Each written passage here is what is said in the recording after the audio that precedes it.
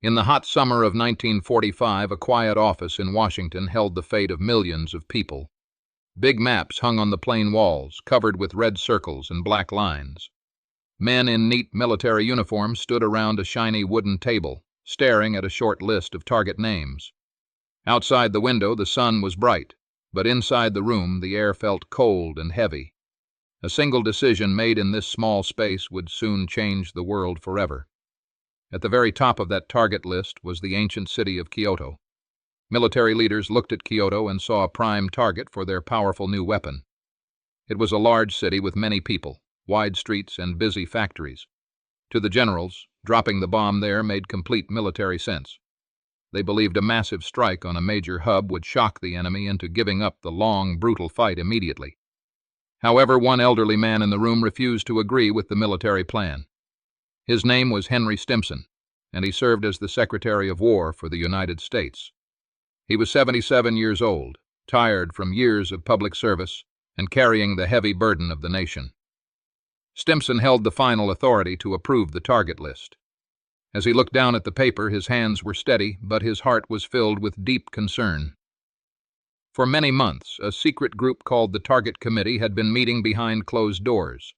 They worked closely with the Manhattan Project, which was the top-secret program building the first atomic bomb. The scientists and military leaders wanted a target that had not been damaged by earlier air attacks. They wanted to test the full power of their massive new creation on a fresh city to show its true force to the world. General Leslie Groves was the tough officer leading the Manhattan Project. He was a man who cared only about quick results and total military victory. Groves strongly believed that Kyoto was the absolute best target on the entire map. He argued with great energy that wiping out Kyoto would break the spirit of the enemy nation in a single morning. He pushed hard to keep Kyoto at the top of the secret target list. When Henry Stimson looked at the general and said no, the whole room fell silent. It was almost unheard of for a civilian leader to defy top military officers during the heat of war. The generals were shocked by his firm words. But Stimson held a personal memory in his mind that the military men knew nothing about. That quiet memory was about to alter the entire geography of the atomic age. Decades earlier, long before the war began, Henry Stimson had visited Japan as a younger man. He had walked through the peaceful stone pathways and green gardens of Kyoto alongside his beloved wife. He had spent hours admiring the wooden temples, giant bells, and historic art that filled the city. He remembered the quiet beauty of the town and the rich ancient culture that had lived there for over 1,000 years. To Stimson, Kyoto was not just a collection of industrial factories or military camps. It was the sacred heart and cultural soul of an entire nation. He knew that if the bomb erased those ancient temples, the loss for human history would be permanent. He believed that such an act of destruction would make it impossible to build peace after the war ended, leaving a bitter stain that would never wash away. The air inside the War Department felt thick and hard to breathe. Henry Stimson was an old, tired man, carrying the weight of the world on his shoulders. He found himself locked in a bitter, lonely fight against his own military commanders. He was not just trying to save a city, but fighting to keep a piece of humanity from being swallowed by total darkness. General Leslie Groves marched into the office, day after day, refusing to back down. He slapped new reports and updated maps onto the heavy desk. Groves pointed directly at the paper, tapping his finger on the red circle drawn right over Kyoto. He demanded the strike. He laid out the cold, hard numbers, arguing that every day they delayed meant more American soldiers would die. To the military mind, Kyoto was the perfect target. The city had not yet been touched by regular firebombs. It was completely whole. This meant that if they dropped the new, terrible weapon there, they could perfectly measure exactly how much damage it caused. Groves needed a clean slate to prove the absolute power of his bomb. He wanted to show the enemy a level of ruin so massive that they would have no choice but to surrender instantly. The arguments echoed off the dark wood panels of the secretary's office. The room was grand, but it felt like a cage in the brutal summer heat of Washington. Sweat gathered on the brows of the men as they stood over the scattered papers. Outside the window, the busy city went about its day, completely unaware that a few men in a quiet room were deciding the fate of 1,000,000 lives across the ocean. Groves pushed harder, demanding that Stimson forget about old temples, ancient art, and soft memories. To the general, war was a machine, and mercy was a weakness that would only drag the fighting on. But Stimson felt a deep, chilling dread. He knew that if they wiped out the sacred soul of their enemy, the hatred left behind would burn forever. He stared at the fierce general, realizing that winning the war could easily mean losing their own moral compass.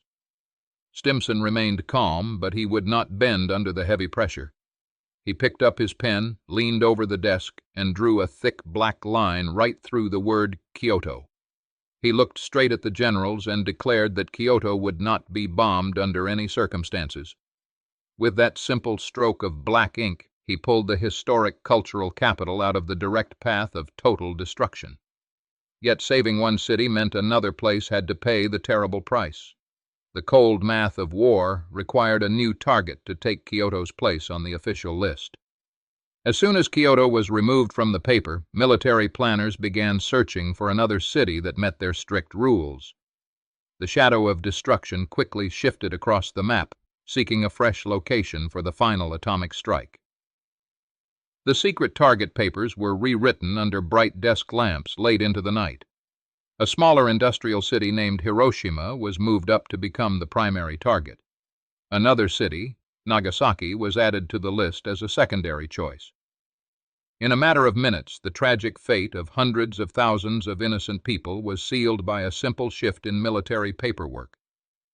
On the morning of August 6, 1945, a single silver airplane flew high above Hiroshima. The sky was clear and bright blue as the morning sun rose over the quiet streets below. Then the atomic bomb fell from the open doors of the plane. A blinding white flash lit up the sky, hotter than the surface of the sun, vaporizing everything in its path within a matter of seconds. 3 days later, a second bomb was dropped over the green hills of Nagasaki. Giant clouds of dust and dark smoke rose miles into the atmosphere, blocking out the daylight. The sheer power of the new weapon brought World War II to a sudden end.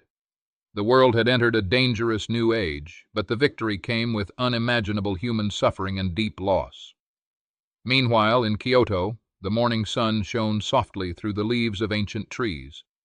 The old wooden shrine stood untouched, and the clear river water flowed gently through the center of the city. Millions of families in Kyoto woke up, prepared their morning meals, and went about their daily work. They had no idea how close their homes had come to turning into dust and ash.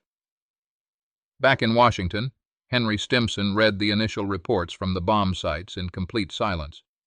He knew that his firm choice had saved an irreplaceable treasure of human history from total ruin. Yet he also felt a deep, aching sadness for the people of Hiroshima and Nagasaki. He carried the heavy weight of both outcomes on his conscience for the rest of his life. For months after the war ended, many military leaders still criticized Stimson in private conversations. Some generals believed he had allowed personal feelings to cloud his judgment during a vital military operation. They argued that a war leader should make decisions based only on strategic power and speed, without letting personal memories or ancient buildings interfere with the goal of ending the fight. Years later, historians opened the secret boxes containing the private notes of the Manhattan Project. They discovered written records of the heated arguments between Stimson and the Target Committee. These historical documents proved just how close Kyoto had come to being wiped off the map forever, showing that one man's strong refusal was the only thing standing between the ancient city and total ruin. If Kyoto had been destroyed by the atomic bomb, the world after the war might have looked very different. The total destruction of Japan's most sacred city could have created deep hatred that lasted for generations. By preserving Kyoto, Stimson helped keep a bridge of mutual respect open, making it easier for former enemies to heal their wounds and rebuild a lasting peace together.